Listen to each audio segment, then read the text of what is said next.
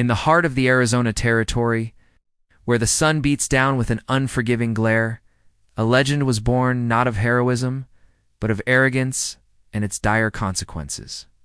This is the story of Al Seber, a man whose name was whispered with a mix of fear and respect, and an Apache warrior whose thirst for vengeance became a chilling saga of the Old West. Al Seber wasn't just any man, he was a force of nature.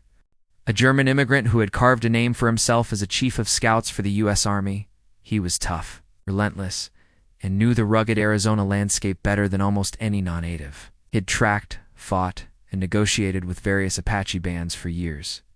His skill was undeniable, but it was matched by a growing arrogance, a belief that he was untouchable, that he understood the Apache better than they understood themselves. He saw them as a problem to be managed, not as a people with a rich culture and an unbreakable spirit. This hubris would lead him to cross a line, to commit an act that would awaken a sleeping giant. The giant's name was Masai. Masai was a Chiricahua Apache, a warrior who had fought alongside the legendary Geronimo. He had tasted freedom and seen it snatched away.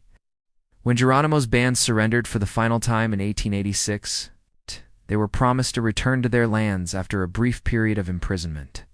Instead, they were packed onto a train, a so-called ghost train bound for the disease-ridden swamps of Florida, a world away from their sacred mountains. Masai was on that train. As it chugged through the night, a fire ignited within him.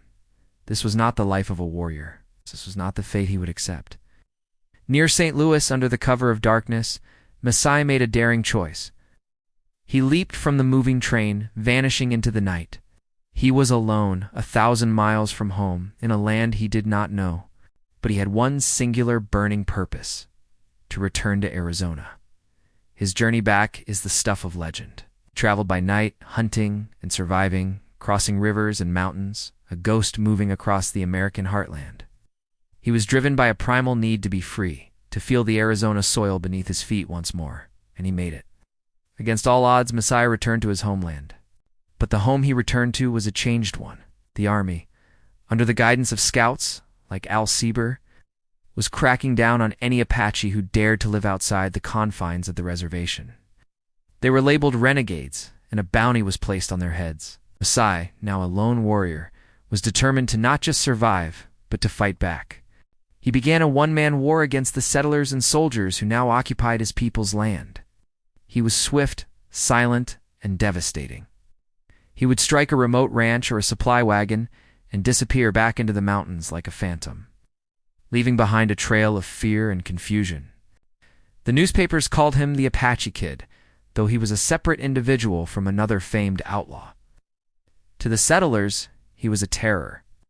To the Apaches still on the reservation, he was a symbol of defiance, a spirit that refused to be broken. This is where his path collides with Al Seber's. Seber, ever confident, was tasked with hunting down this elusive ghost. He saw Masai as just another renegade, another problem to be solved with his usual methods of tracking and force. He underestimated the depth of Masai's resolve, the fire that had been forged on that 1,000-mile journey home. The conflict escalated. Masai wasn't just raiding, he was sending a message. He wanted his family back. His wife and child were still being held by the Army. He believed that if he caused enough trouble, if he became enough of a threat, the Army would have to negotiate. He would trade his freedom for theirs. Seber, however, saw things differently, saw a direct challenge to his authority, to the order he was paid to enforce. The hunt became personal. It was no longer just a job for Seber. It was a battle of wills. He led his Apache scouts, men who were forced to hunt their own kin, deep into the canyons and mountains, Masai's natural fortress. One day, the inevitable happened. Seber and his scouts cornered a small band of Apaches. In the ensuing chaos, a tragic event unfolded that would seal Seber's fate in the eyes of many. Seber confronted a young Apache man, a brilliant scout who had once served under him, known as the Apache Kid. There was an argument, a struggle, and shots were fired. Seber was severely wounded in the leg, an injury that would cripple him for the rest of his life. While accounts of the event differ, the story that spread like wildfire was that Seber's own arrogance had led to the confrontation. that his mistreatment of the Apache scouts had finally boiled over. And what of Masai? He continued his lonely war. He became a legend, a ghost who could not be caught.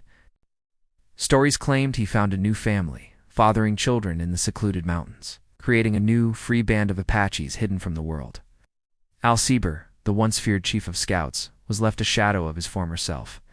His leg injury ended his active career. He spent his final years working a menial job, a constant, painful reminder of the day his pride cost him everything.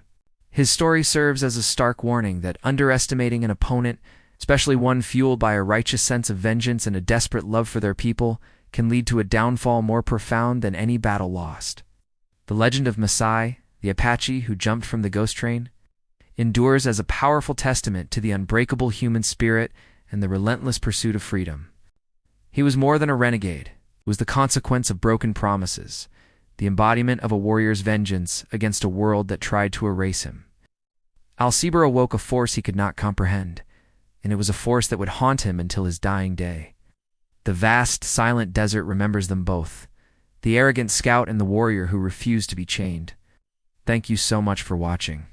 If you found this story of the Old West as fascinating as we did, don't forget to hit that like button, subscribe to the channel, and ring the bell so you never miss another piece of history. See you in the next video.